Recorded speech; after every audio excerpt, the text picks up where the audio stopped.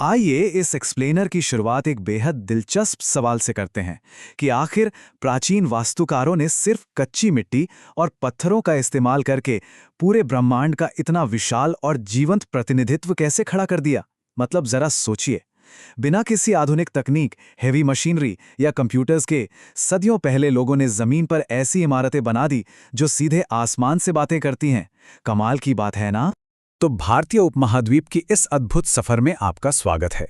इस चर्चा में हम इन भारी भरकम और जटिल ऐतिहासिक शैलियों को बिल्कुल क्लियर और आसान ब्लूप्रिंट्स में डिकोड करेंगे।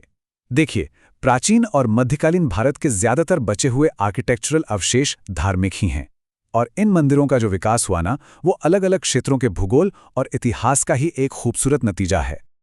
आज हम क्या क्या कवर करने वाले हैं, इसका एक रोड मैप देख लेते हैं। पहला, मंदिर की संरचना। दूसरा, नगर शैली यानी उत्तरी पर्वतीय शिखर। तीसरा, द्रविड़ शैली जो दक्षिण के सीढ़ीदार पिरामिड हैं। चौथा, दक्कन की मिश्रित शैलियां। और आखिर में बौद्ध और जैन नवाचार। भाग 1, मंदिर की संरचना और उसका सार्वभौमिक आधार। अब अलग अलग क्षेत्रों की ग्रैंड और कॉम्प्लेक्स शैलियों को समझने से पहले उन बेसिक बिल्डिंग ब्लॉक्स को समझना बहुत जरूरी है जो लगभग हर हिंदू मंदिर की नींव होते हैं। यही वो मूल अंग है जो किसी भी पत्थर के ढांचे को उसकी असल पहचान देते हैं। इनमें सबसे दिलचस्प कॉन्सेप्ट है गर्भगृह का, जिसका शाब्दिक अर्थ होता है वूम हाउस। शुरू शुरू में ना, ये बस एक दरवाजे वाला एक छोटा सा कमरा हुआ करता था, पर धीरे धीरे वक्त के साथ ये हर मंदिर परिसर का धड़कता हुआ दिल बन गया। यहीं वो सबसे पवित्र स्थान होता है जहां मुख्य देवता विराजमान होते हैं। अब इस पवित्र गर्भगृह से थोड़ा बाहर की तरफ आएं तो हमें मिलता है मंडप। ये एक बड़ा सा स्तंभों वाला बरामदा या हॉल होता था। लोग मुख्य दर्शन से पहले यहां इकट्ठा होते थे, एक तरह से खुद को स्पिरिचुअली तैयार करते थे। ये एक सामूहिक जगह थी जहां भक्त बड़ी संख्या में आकर अपनी बारी का इंतजार करते थे। और हाँ, जब भी आप आसमान की तरफ देखेंगे तो हर स्वतंत्र मंदिर एक विशाल ढांचे के जरिए ऊपर उठता हुआ दिखेगा। इसे उत्तर में शिखर और दक्षिण में विमान कहते हैं। एक ऊंचे पहाड़ जैसी ये संरचना आसमान को छूती हुई लगती है और दूर से ही बता देती है कि हाँ, ठीक इसके नीचे मुख्य देवता विश्राम कर रहे हैं। लेकिन यहां एक बेहद अहम बात ध्यान रखने वाली है। ये इमारतें सिर्फ कठोर या बेजान जगहें नहीं थीं। ये एकदम जीवंत कैनवस थे। मंदिरों की दीवारों पर आपको उकेरे गए मिथुन या आलिंगन करते जोड़े अक्सर मिल जाएंगे। ये इस बात का प्रतीक है कि मानवीय अनुभव में कामुक अभिव्यक्ति को भी आध्यात्मिक खोज के बराबर ही महत्व दिया गया था। इसे पूरे ब्रह्मांड की समग्रता यानी कॉस्मिक होल का एक नेचुरल हिस्सा माना जाता था। आगे बढ़ते हैं भाग 2 की तरफ, नगर शैली यानी उत्तरी पर्वतीय शिखर। चलिए चलते हैं उत्तर भारत और देखते हैं कि ये आधारभूत संरचनाएं वहां कैसे एक नया घुमावदार रूप ले लेती हैं। भारतीय वास्तुकला के सबसे बड़े भौगोलिक डिवीजन को समझना वाकई मजेदार है। एक तरफ उत्तर की नागर शैली है, जिसमें मंदिर सीढ़ियों वाले पत्थर के खुले चबूतरों पर बनते हैं और इनके शिखर घुमावदार होते हैं और इनमें कोई बड़ी चारदीवारी नहीं होती।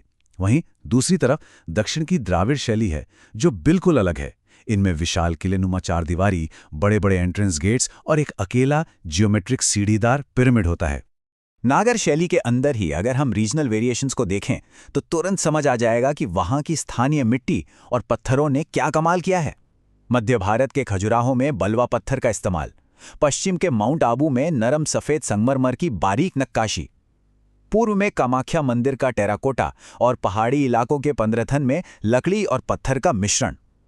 जो मटेरियल आसानी से मिला, उसी ने उस क्षेत्र के मंदिर की खूबसूरती को तय किया। 12।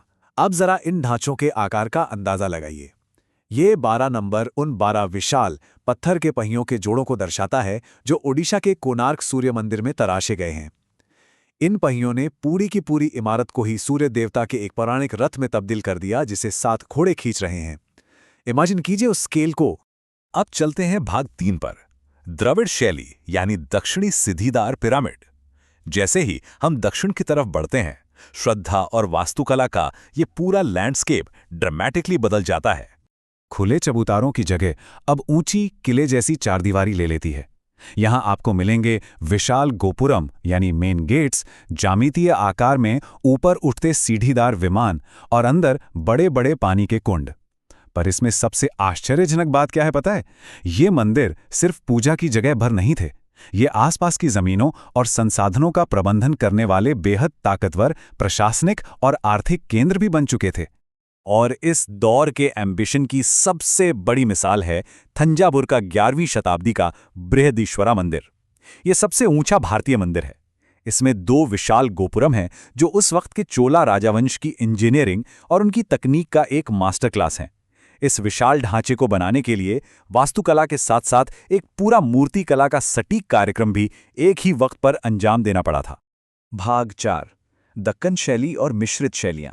अब यहाँ एक बेहद दिलचस्प सवाल उठता है, आखिर क्या होता है जब उत्तर की नागर शैली और दक्षिण की द्रविड़ शैली जैसी 2 विशाल आर्किटेक्चरल टेक्टोनिक प्लेट्स उपमहाद्वीप के ठीक सेंटर में यानी दक्कन में आपस में टकराती हैं? इस टकराव से शुरू हुआ प्रयोगों का एक लंबा दौर। पहले पश्चिमी चालुक्य वंश ने पहाड़ों को काटकर गुफाएं बनानी शुरू की। फिर धीरे धीरे उन्होंने उत्तरी और दक्षिणी खूबियों को मिलाकर एक हाइब्रिड बेसर शैली बनाई।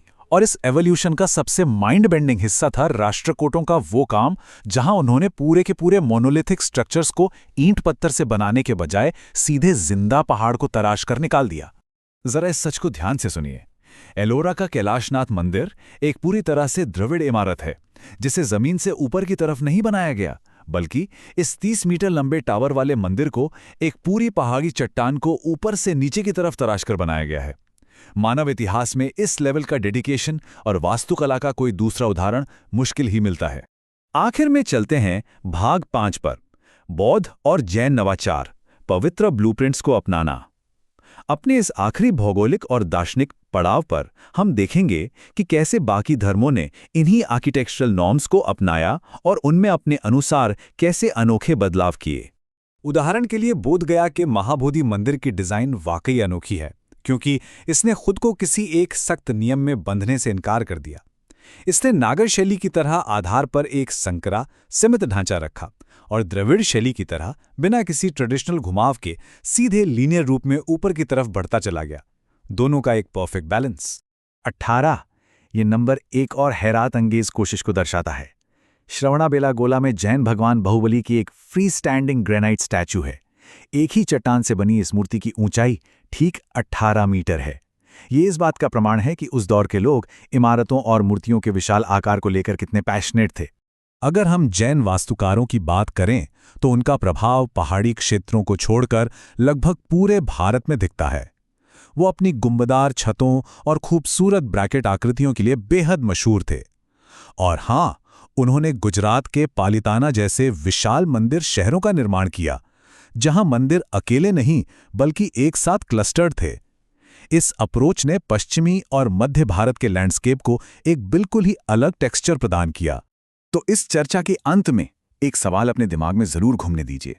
ये स्मारक, जिनमें से कुछ तो बस एक ही चट्टान को अकेले तराश कर निकाल दिए गए हैं, ये उस युग की ऐसी गवाही देते हैं जहां कला की खूबसूरती, इंजीनियरिंग की समझ और आध्यात्मिक भक्ति के बीच कोई लकीर नहीं थी।